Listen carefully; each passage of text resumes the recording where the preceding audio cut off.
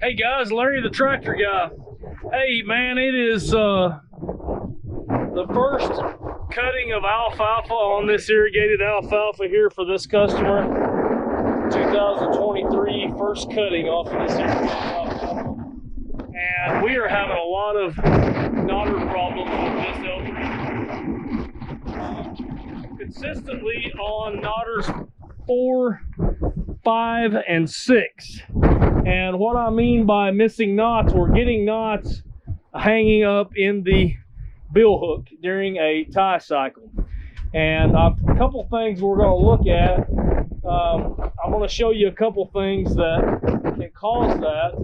Luckily, what works out really good too is having another L341 here to kind of look at. But first thing that I found this evening, and by the way, we're going to start baling up this alfalfa probably about 11 o'clock tonight.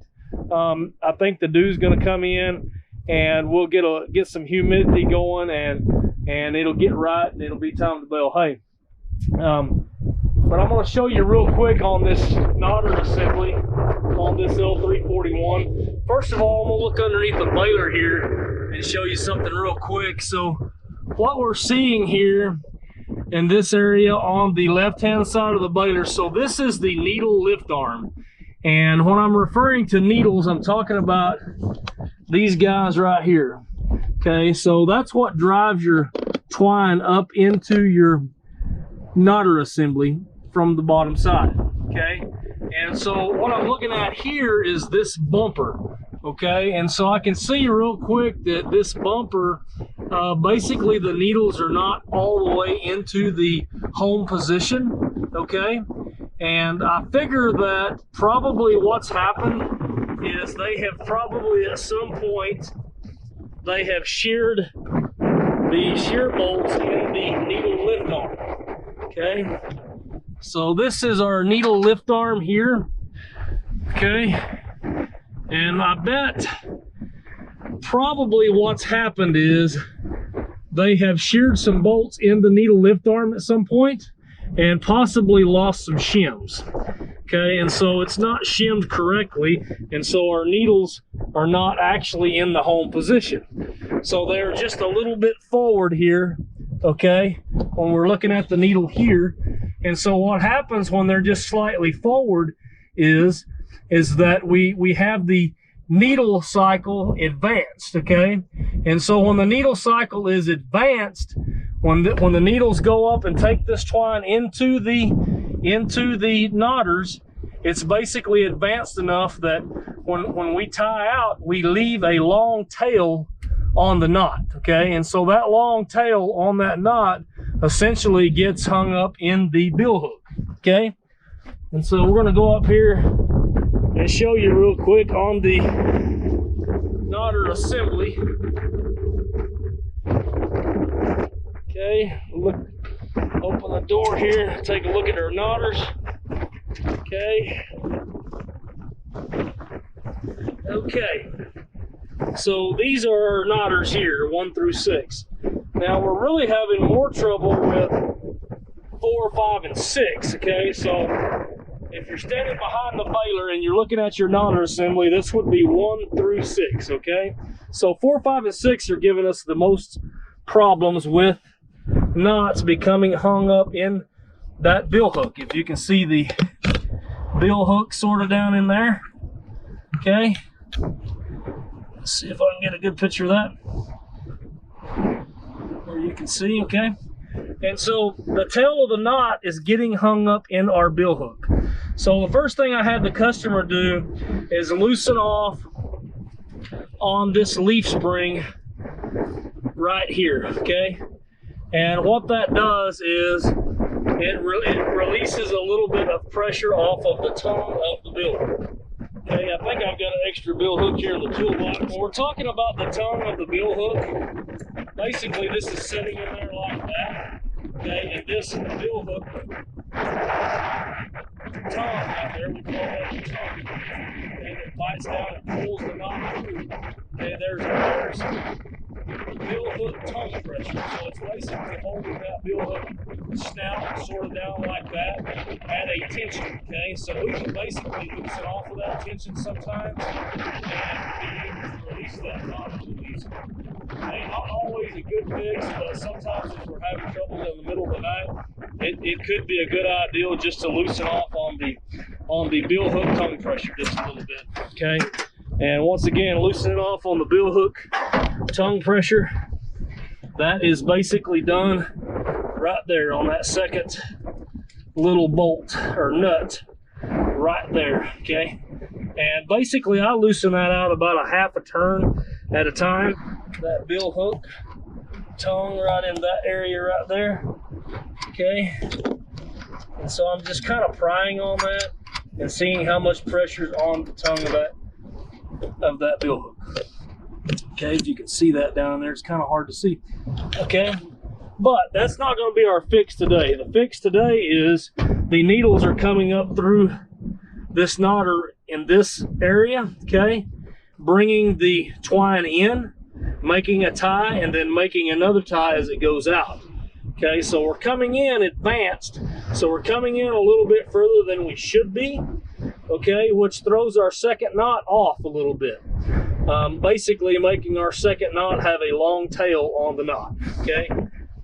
See if I can see on a bale here if we can find a knot. So you can see part of the tail of that knot is still through the knot right there. If you can see that, it shouldn't be. It should have pulled that all the way through. And if you can kind of see that loop right in there, okay, that loop is basically what's getting hung up in the bill hook, okay?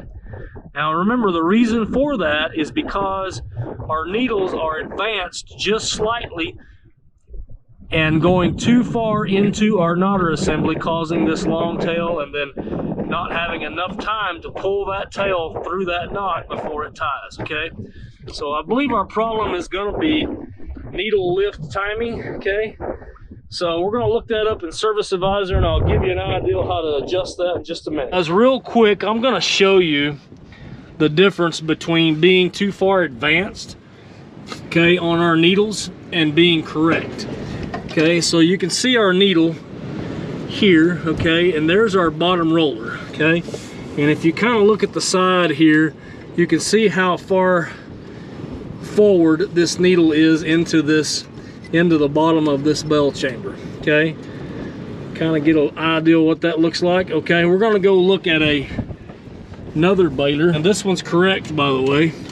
Okay, you can see where the roller's at in this baler. It's not as far forward as the other baler, okay?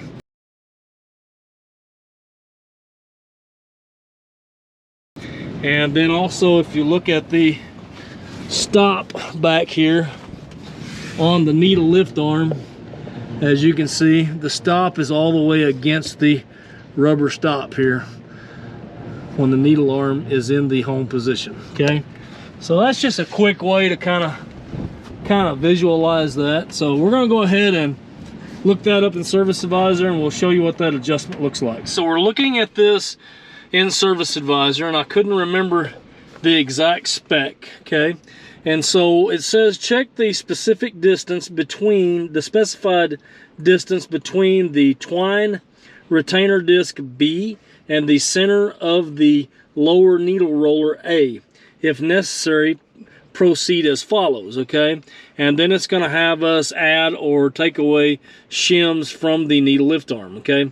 So I'm going to go back up here and show you real quick that adjustment, okay? So we're looking at this adjustment here, if you can see that. Blow that up there where you can kind of see. So here's the bottom roller on that needle, okay? And this is where we're measuring from, okay?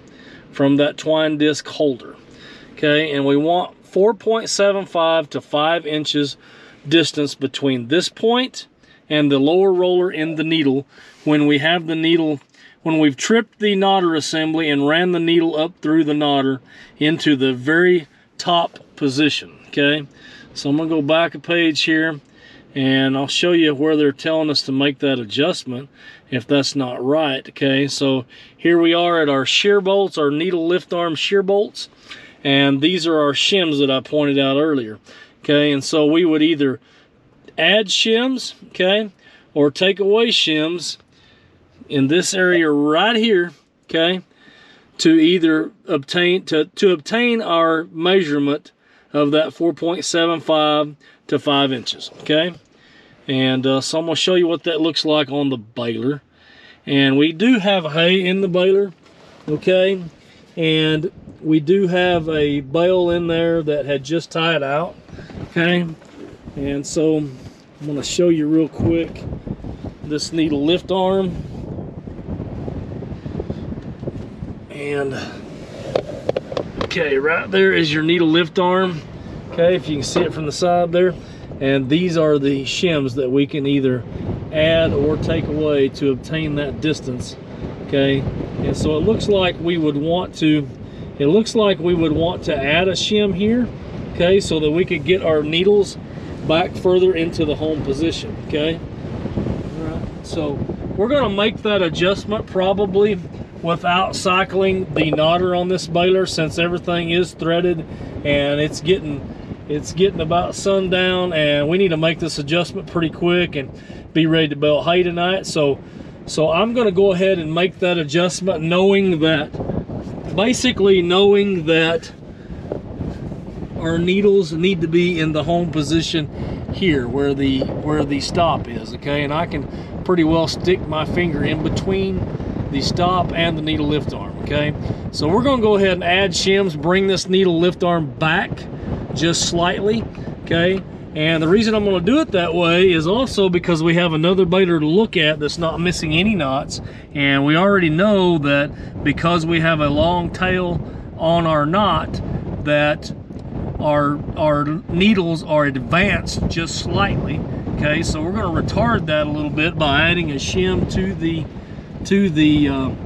needle lift arm there and bring that back in the home position, and I believe that'll fix this problem, okay? And we're going to give that a shot, and we may try to bale up a couple of bales here to verify that in a few minutes, okay? So stay tuned. So I'm going to show you real quick this infield adjustment on getting these needles into the home position, okay?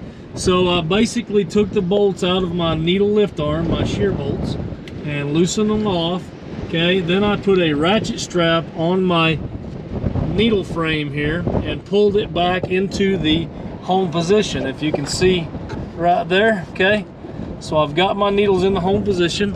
I basically tied my ratchet strap, pretty handy to have on the service truck, tied it up here at the top of the bell chamber, found a nice little spot there to hook it in.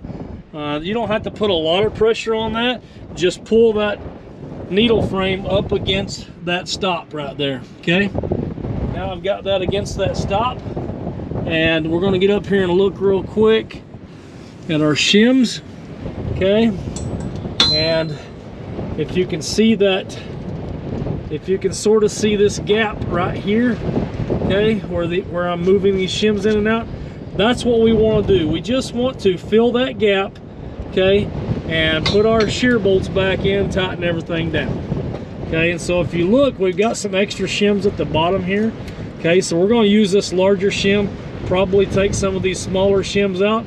All we're trying to do is fill that gap right there, because if you take a look real quick at that lower roller, now we're back down, retarded back to sort of where we need to be, okay? And that's kind of comparing that to another baler too, but a pretty good rule of thumb and a pretty good tip real quick is, if you can see, there's two rollers on this needle, okay? You got your upper roller and your lower roller. So your lower roller, just a rule of thumb, your lower roller should be somewhere centered between this point and this point, okay? Somewhere around center, okay? Now earlier we were really advanced high. We were right at the peak of this bend right here, okay? So somewhere center should be our correct adjustment for our needles, okay? Our needle timing, so to speak, okay? So we're gonna go ahead and adjust our shims here on our needle lift arm, and if we can, if it's not too dry, we may go ahead and try to bale up a bale. We'll see what it looks like here in just a little bit, so stay tuned. So we still have our ratchet strap holding our needle frame in the home position, okay? And as you can see here, we've taken one of the larger shims out of the bottom here, added it to the top, okay, and then took some of our smaller shims, which are these shims here, okay, and we've basically filled that gap right there that I showed you earlier, okay?